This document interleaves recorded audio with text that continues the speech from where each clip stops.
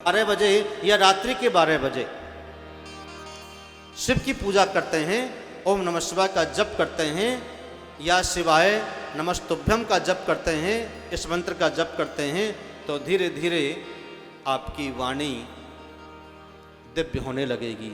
आप जो भी वो वाणी से बोलोगे, मुख से बोलोगे, वही सत्य होता चला जाएगा।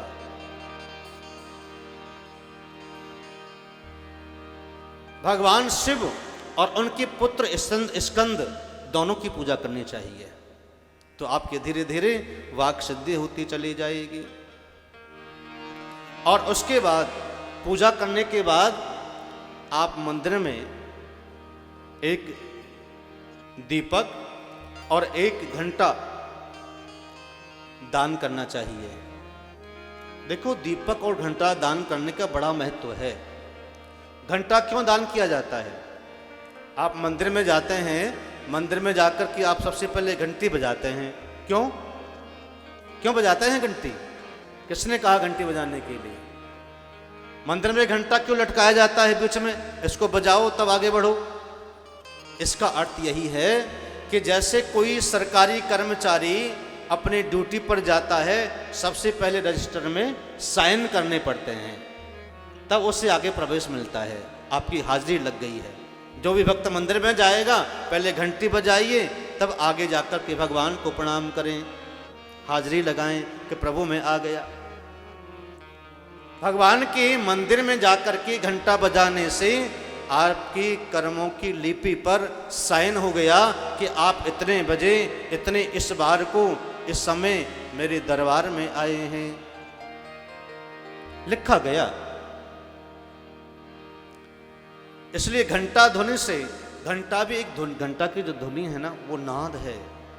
आप ध्यान से सुनिएगा, जब आप घंटा बजाते हैं तो उससे ओम का शब्द निकलता है, टन टन टन ओम की आवाज आती है। वो ये भगवान शिव का नाद ब्रह्म है।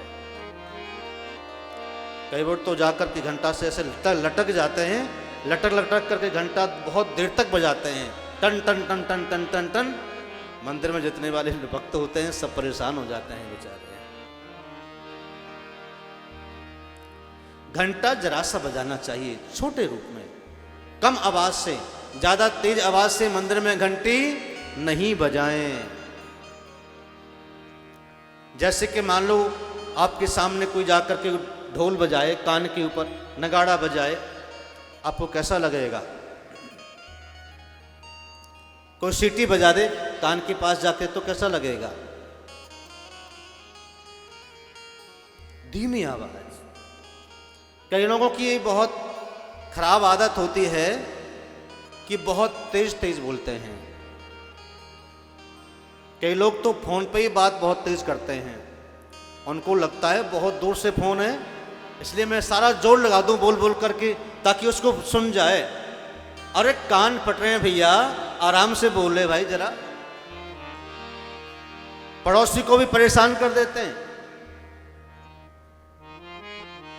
आदत है। भगवान के मंदिर में जाओ तो जोर जोर से ना बोलो, धीरे से भगवान की प्रार्थना करो। आपकी श्रद्धा से की हुई प्रार्थना भगवान स्वीकार करते हैं। आपके भाव में छिपी हुई प्रार्थना भगवान स्वीकार जरूर करते हैं, क्योंकि वो दयालु हैं।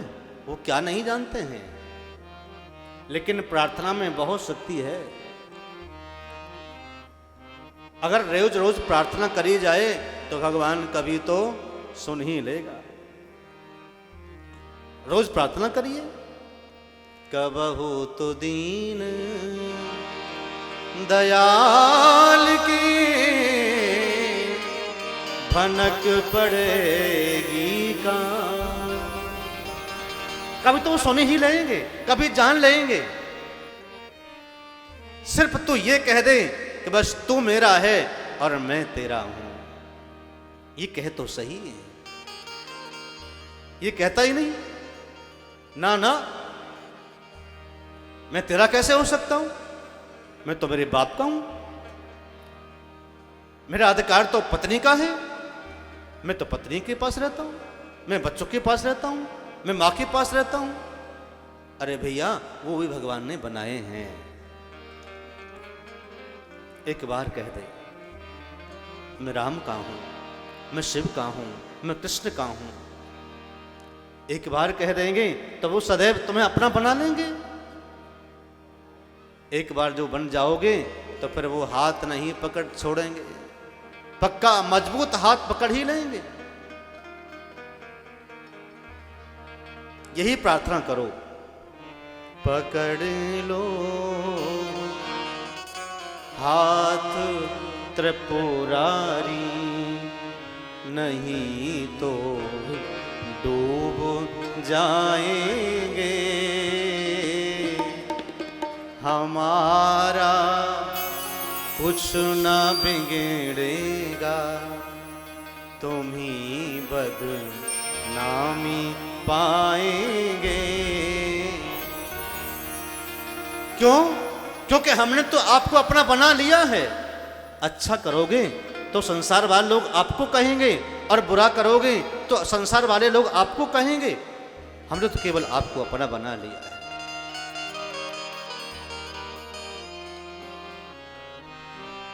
संसार बड़ा विचित्र है।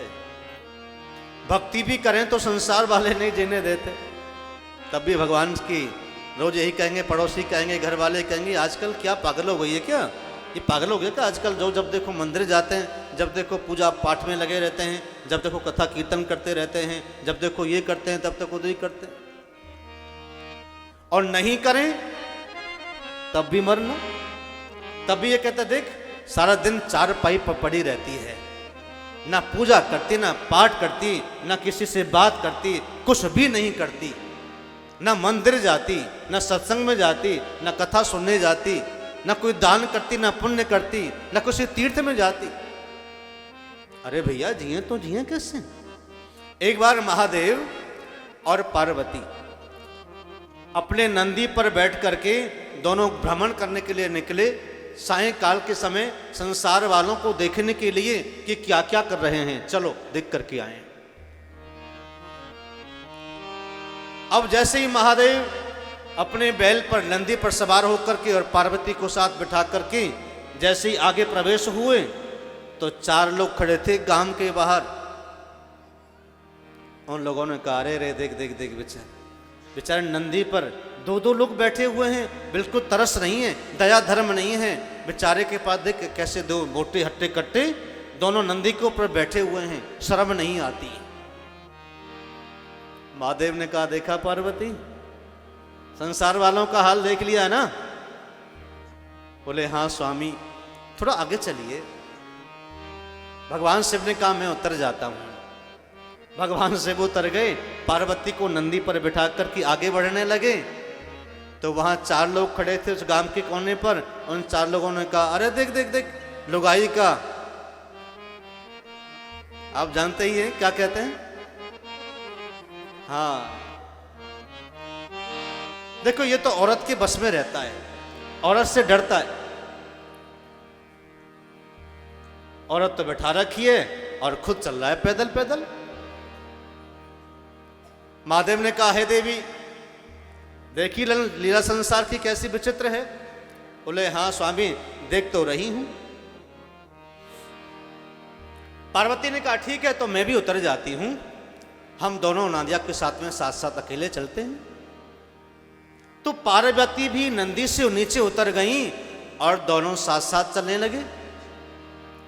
फिर एक गांव के नुक्कड़ पर 4 लोग मिल गए।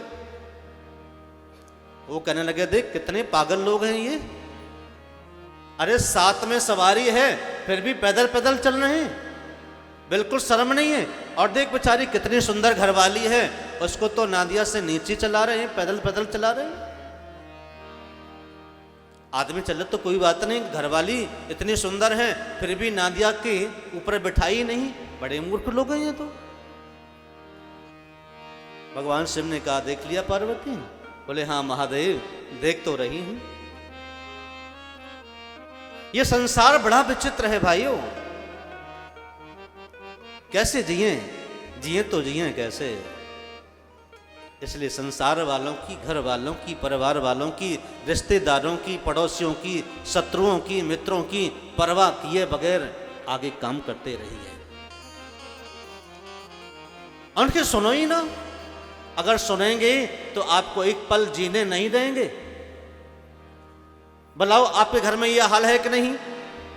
अगर आपका घर का बच्चा भगवान की भक्ति करने लग जाए, पूजा करने लग जाए, तो आपको कैसा होगा, लगेगा? अरे क्या हो गया ये? तो ऐसा तो नहीं कि आगे बढ़ के कहीं बाबा जी बन जाए, कहीं सन्यासी बन जाए। उसको रोकते हैं, उसको टोकते हैं, उसकी शादी करेंगे, बेचारे को फंसा देंगे, फिर बस घूमता रहे 84 के चक्कर में। भगवान की भक्ति के लिए किसी से सलाह मत करना, किसी से भी नहीं पूछना। भगवान की भक्ति के लिए जिस इष्ट की आप साधना करते हैं, जिसको आप मानते हैं, सिर्फ उनका ही ध्यान करना। धीरे धीरे धीरे धीरे आपका मन परिपक्व होता चला जाएगा और भक्ति प्रगाढ़ हो जाएगी। संसार वालों की परवाह उस समय नहीं होगी। प्रेम से कहिए ओम नमः शिवाय। सब्सक्राइब करें रामकृष्ण शास्त्री जी के YouTube चैनल को और हमारे वीडियोस को सबसे पहले देखने के लिए बेल आइकन को दबाना न भूलें।